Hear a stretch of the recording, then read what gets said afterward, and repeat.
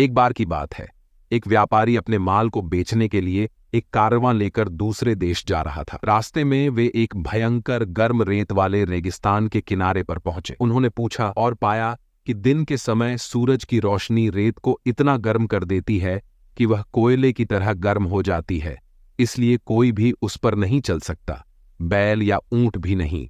इसलिए कारवां के नेता ने एक रेगिस्तानी गाइड को काम पर रखा जो सितारों का अनुसरण कर सकता था। इसलिए वे केवल रात में यात्रा कर सकते थे जब रेत ठंडी हो जाती है। उन्होंने रेगिस्तान में रात के समय खतरनाक यात्रा शुरू की। कुछ रातों बाद शाम का खाना खाने और रेत के ठंडा होने का इंतजार करने के बाद वे फिर से चल पड़े। उस रात बाद में रेगिस्तानी गाइड जो पहली गाड़ी चला रहा था ने सितारों से देखा कि वे रेगिस्तान के दूसरे छोर के करीब पहुंच रहे थे। उसने बहुत ज्यादा खा लिया था, इसलिए जब वह आराम करने लगा तो उसे नींद आ गई। फिर बैल, जो जाहिर है तारों को पढ़कर दिशाएं नहीं बता सकते थे, धीरे धीरे एक तरफ मुड़ गए और एक बड़े चौड़े घेरे में चले गए जब तक कि वे उसी जगह पर नहीं पहुंच गए जहां से वे चले थे। तब तक सुबह हो चुकी थी और लोगों को एहसास हुआ कि वे उसी स्थान पर वापस आ गए हैं जहां उन्होंने एक दिन पहले डेरा डाला था। वे हिम्मत हार गए और अपनी स्थिति के बारे में रोने लगे। चूंकि रेगिस्तान पार करना अब तक पूरा हो जाना चाहिए था,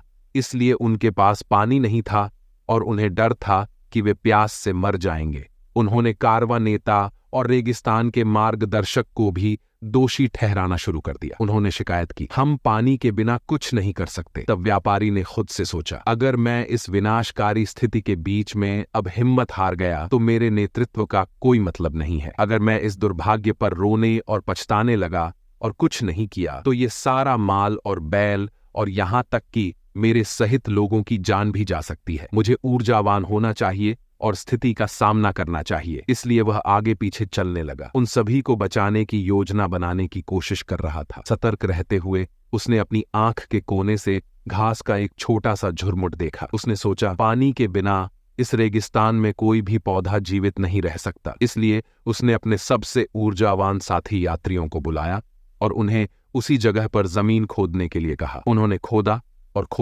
और थोड़ी देर बाद वे एक बड़े पत्थर के पास पहुंचे। इसे देखकर वे रुक गए और फिर से नेता को दोष देने लगे, ये प्रयास बेकार है, हम बस अपना समय बर्बाद कर रहे हैं। लेकिन व्यापारी ने जवाब दिया, नहीं नहीं मेरे दोस्तों, अगर हम प्रयास करना छोड़ देंगे तो हम सब बर्बाद हो जाएंगे और हमारे बेचारे जानवर मर जाएंगे। हमें प्रोत्साहित होना चाहिए। यह कहते हुए वह गड्ढे में उतर गया, पत्थर पर कान लगाया और बहते पानी की आवाज सुनी। तुरंत उसने खुदाई कर रहे एक लड़के को बुलाया और कहा, अगर तुम हार मान लोगे तो हम सब मर जाएंगे, इसलिए यह भारी हथौड़ा लो और चट्टान पर मारो। लड़के ने हथौड़ा अपने सिर के ऊपर उठाया और चट्टान पर जितना हो सके उतना जोर से मारा और वह खुद सबसे ज्यादा हैरान हुआ जब चट्टान दो टुकड़ों में टूट गई और उसके नीचे से पानी की एक तेज धारा बह निकली। अचानक सभी लोग बहुत खुश हुए। उन्होंने पानी पिया, नहाया और जानवरों को नहलाया और अपना खाना पकाया और खाया। जाने से पहले उन्होंने एक ऊंचा झंडा फहराया ताकि दूसरे यात्री उसे दूर से देख सकें और गर्म रेत वाले रेगिस्तान के बीच में नए झरने तक पहुंच सकें। फिर वे अपनी यात्रा के अंत तक सुरक्षित रूप से आगे बढ़ते रहे। इसका नैतिक सबक यह है, इतनी आसानी से हार मत मानो। जब तक आप लक्ष्य तक नहीं पहुंच जाते तब तक प्रयास करते रहो।